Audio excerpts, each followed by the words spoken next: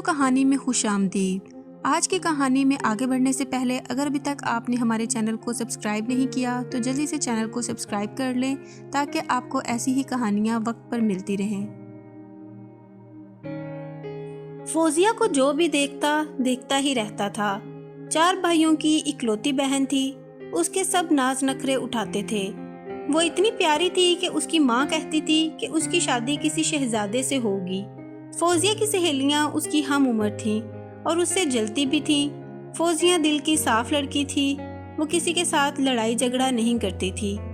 فوزیہ کی ماں نے کہا کہ شکورہ خالہ آئی ہیں، دوپٹہ اوڑھ کر آ جاؤ۔ شکورہ خالہ کے ساتھ ایک خاتون اور ایک لڑکی بھی موجود تھی۔ فوزیہ سلام کر کے اپنی ماں کے ساتھ صوفے پر بیٹھ گئی۔ وہ عورت اور لڑکی فوزیہ کو دیکھ رہی تھی۔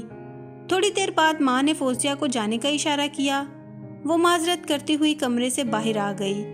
فوزیہ کو دیکھنے والی یہ چوتھی فیملی آئی تھی۔ فوزیہ کی ماں چاہتی تھی کہ جلد ہی فوزیہ کو کوئی اچھا رشتہ مل جائے اور وہ اپنے گھر چلی جائے۔ شکورہ خالہ نے کہا کہ بہت اچھی فیملی ہے اور لڑکا بھی بہت اچھی نوکری کرتا ہے۔ وہ لوگ جاتے ہوئے فوزیہ کو پسند کر گئے۔ بس وہ لڑکے کا انتظار کر رہے تھے۔ وہ کیا چاہتا ہے؟ لڑکے کا نام رفاقت تھا اور اس نے فوزیہ کی تصویر کو دیکھ کر قبول کر لیا۔ رفاقت بہت خوش تھا۔ جب فوزیہ کے گھر والوں نے بہت سارا جہیز دیا، فوزیہ کے محلے والے بارات دیکھ کر کہہ رہے تھے کہ ایسا لگتا ہے جیسے کوئی شہزادہ فوزیہ کو لینے آیا ہے۔ جب فوزیہ دلہن بنی تو قیامت ڈھا رہی تھی۔ جب فوزیہ رخصت ہوئی تو گھر سونا ہو گیا۔ سرخ رنگ کے فراک میں فوزیہ پری لگ رہی تھی۔ فوزیہ رفاقت کے گھر آئی تو رفاقت کہنے لگا کہ مجھے سمجھ نہیں آتی لڑکیاں اتنا میک اپ اور اتنا زیور کیوں پہنتی ہیں۔ فوزیہ اسی وقت واش روم میں گئی اور اپنا منہ دھو کر آ گئی۔ فوزیہ نے اپنا سارا زیور اتار کر ڈبے میں پیک کر دیا۔ رفاقت بہت غصے سے فوزیہ کے ساتھ بات کرنے لگا۔ رفاقت اپنے موبائل میں مصروف ہو گیا اور فوزیہ بھی سو گئی۔ رفاقت کو احساس ہی نہیں تھا کہ وہ میری دلہن ہے اور آج شادی کی پہلی رات ہے۔ صبح جب رفاقت اٹھا تو وہ صحن میں جا کر اپنے بھتیجے اور بھتیجیوں کے ساتھ گپ شپ میں مصروف ہو گیا۔ ساس اور سسر کہنے لگے کہ بہو خوبصورت ہے لیکن نخرے والی ہے تھوڑی دیر بعد رفاقت نے آواز دی کہ اندر آؤ، مجھے کوئی بات کرنی ہے۔ رفاقت نے کہا کہ تم اتنا زیادہ میک اپ نہیں کیا کرو اور پرفیوم بھی نہیں لگایا کرو۔ فوزیہ نے سوچ لیا کہ اس شہزادے کے لیے مجھے سب کچھ چھوڑنا پڑے گا۔ ایک دن فوزیہ کی ماں اس کو لینے کے لیے آ گئی، مگر رفاقت فوزیہ کو کہنے لگا کہ اتنا اپنی ماں کے گھر رہی ہو، ابھی تک دل نہیں بھرا۔ رفاقت جب بھی اپنے آفس جاتا تو کہتا کہ تم بھی میرے ساتھ چلو، میرے دوست بھی اپنی بیگم کو ساتھ لے کر آتے ہیں، لیکن مجھے یہ اچھا نہیں لگتا تھا کہ میں باہر کسی غیر مرد کے ساتھ بات بھی کروں۔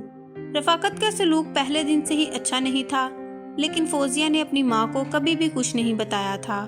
وہ کہتی تھی کہ واقعی رفاقت کوئی شہزادہ ہے، اس نے مجھے بہت خوش رکھا ہوا ہے، لیکن جب وہ اکیلی ہوتی تو وہ اپنی قسمت پہ روتی تھی۔ کچھ دن بعد میرا بھائی مجھے چھوڑنے میرے سسرال چلا گیا۔ رفاقت نے میرے بھائی کو بھی بہت ہی باتیں سنائیں کہ گھر کا کوئی کام نہیں کرتی، سارا دن سوئی رہتی ہے، میرا کوئی خیال نہیں کرتی، میری ماں بوڑھی ہے، اس کا بھی کوئی خیال نہیں رکھتی۔ میں نے شادی اس لیے تو نہیں کی تھی کہ یہ سارا دن یہاں پر سوئی رہے۔ رفاقت نے مجھے کچھ دن بعد طلاق دے دی اور طلاق کے کاغذات میرے ہاتھ میں دیے اور مجھے اپنی ماں کے گھر چھوڑ آیا۔ میری سہیلیاں بھی مجھ پر باتیں کرنے لگیں کہ اتنا غرور کرتی تھی تم اپنے حسن پر، لیکن اتنے حسن کا کیا فائدہ، تم کو تمہارے شوہر نے طلاق دے کر گھر بھیج دیا۔ طلاق کا داغ بہت ہی برا تھا، مجھے طرح طرح کی باتیں سننی پڑی۔ 2 سال ہو گئے مجھے میرے ماموں کے گھر پر رہتے ہوئے، اپنے ماں باپ کے گھر کبھی نہیں گئی، کیونکہ میں جب بھی وہاں جاتی تو مجھے اپنے پرانے دن یاد آتے تھے۔ میری ماں میرے لیے طلاق یافتہ لڑکا ڈھونڈنے لگی کہ میری بیٹی کا گھر بس جائے۔